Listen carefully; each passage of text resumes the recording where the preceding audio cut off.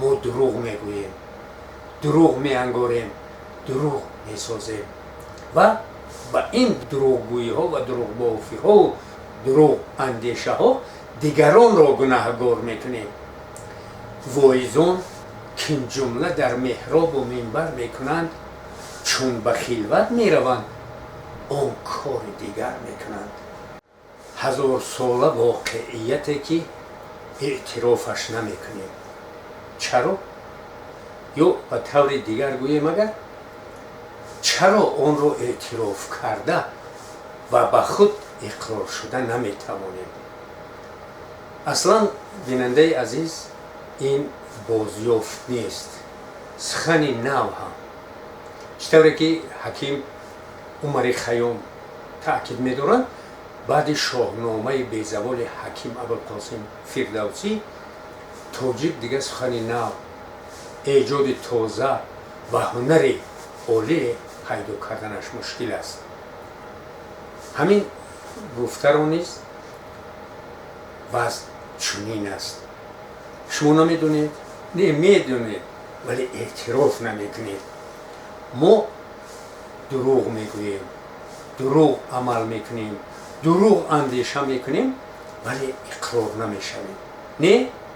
این از تأکید بزرگان دامن 1000 سال پیش تکیه کرده، بعد اندیشه میکنیم که این چی درد است و چرا ما گرفتار آنیم یا کل انسانیت چنین باشد. به هر حال بید از مثال ها آغاز میکنیم، از لسان الغیب. بله، خواجه دلآگاه را چنین نام میبرند در میدان ادبیات و او موفق ترین شاعر است که درد دل انسان را میگوید و همیشه راز و نیازش را الحال نیز برابر کشودن دیوانش به آدم میکشاید. او در زمان خویش این درد ازلی ما را چنین پیشنهاد ساخته بود: واعظان که این جمله در محراب و منبر میکنند، چون به خلوت میروند آن کار دیگر میکنند.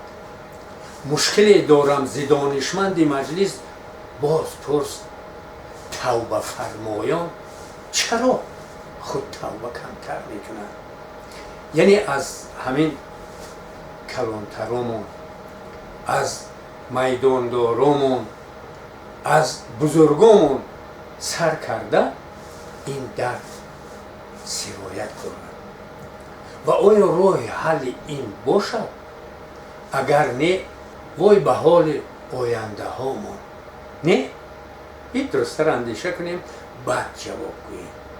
اقلا در نزد خود اقرار شویم که ما دروغ میگوییم، دروغ میانگاریم، دروغ میسازیم و با این دروغگویی ها و دروغ بافی ها و دروغ اندیشه ها دیگران را گناهگار میکنیم.